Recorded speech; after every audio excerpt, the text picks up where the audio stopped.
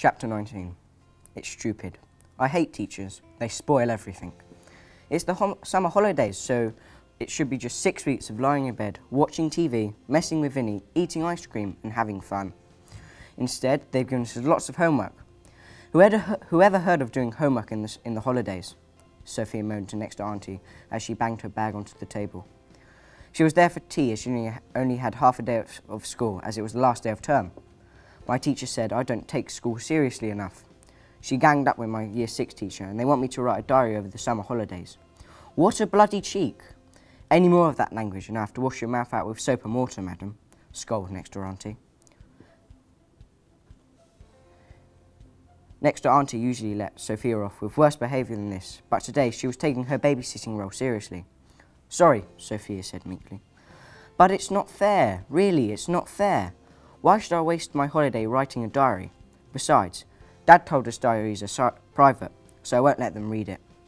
I'll get that book unlocked that says, "Oh, sorry, Miss Nosy Parker. I've done a diary and written 100 words a day, but it's private. You can't read it." Next Auntie smiled and tickled Sophia under the cheek. "You are such a little horror, you really are. Don't you let your dad hear you talking like that. He'll have your guts for garters. He really will. You are right, madam, sometimes." "Me? Vinny's the madam. She's going to tell Mum and Dad that I have to do it, and Dad will insist on checking it every night." Before long, Sophia was happily eating next to Auntie's chips, and she forgot about school. When she heard her parents on the stairs, she leapt up, kissed next to Auntie goodbye, grabbed her bag and clattered back to the flat for dinner, her second of the night.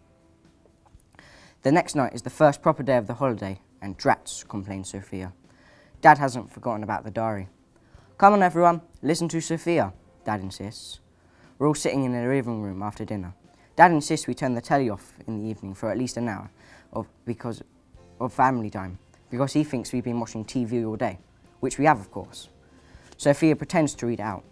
I quickly realise what she's doing, but Mum and Dad are listening carefully. "Dear Diary, my only true friend, I'm so all alone, with just the TV for company," she says with full sincerity. "Yes, dear Diary, I am very, very sad. I've been locked up in a flat all day while my parents were out at work." She stops. Mum looks horrified. "Show me that," she says, taking the diary from Sophia. "It could be private," Sophia says teasingly. "Ah, she's only mucking about. Come on, darling, read what you've written properly," she says, sounding relieved. "Dear Diary, day 1 of the summer holidays. Well, the sun shone for exactly 35 minutes, so no summer in the holiday yet. Had sugar puffs for breakfast, watched some TV. Dad came home for lunch and brought some chips.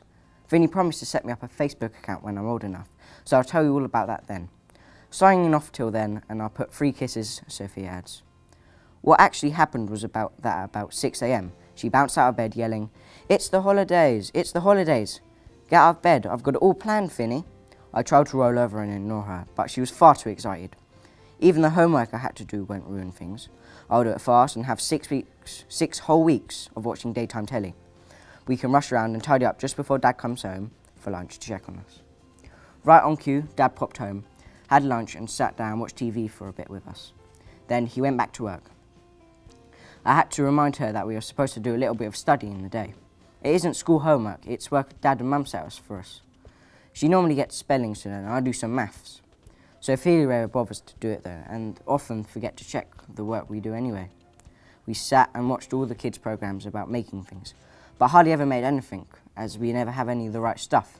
And we've certainly never found the sticky black plastic and PVA glue shop either, which you need to make anything at all, it seems. Though I did copy down a recipe or two, especially the cupcake ones. Sophia is up early again, and she's ready for a big adventure, she says.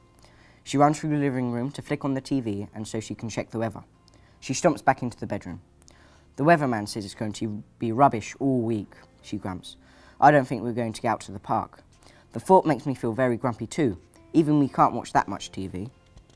Those damn girls and Abby and Pinky are really lucky. They're on holiday in a hot country at Serena's wedding. For what, the entire holidays?" She quizzes me as I grab a bowl and pour in some cornflakes.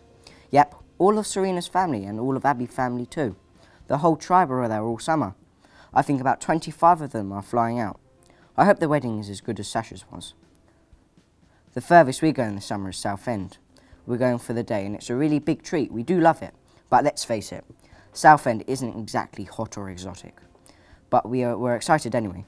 Mum always makes the best picnics and Dad always tries it on and says he would rather stay at home writing. A chance to get some peace, he says, but Mum won't have any of it. She makes him come and he always enjoys it in the end. Whoops, I forgot to fill in my diary. I have to squeeze in as much as possible today, or I'll be for it. She dashes off to find her crumpled diary. I dump my breakfast bowl in the sink and turn on the computer. Talking about Serena's wedding has made me think again about Abby's situation. I decide I need to know more about forced marriages, and the internet seems a good place to start.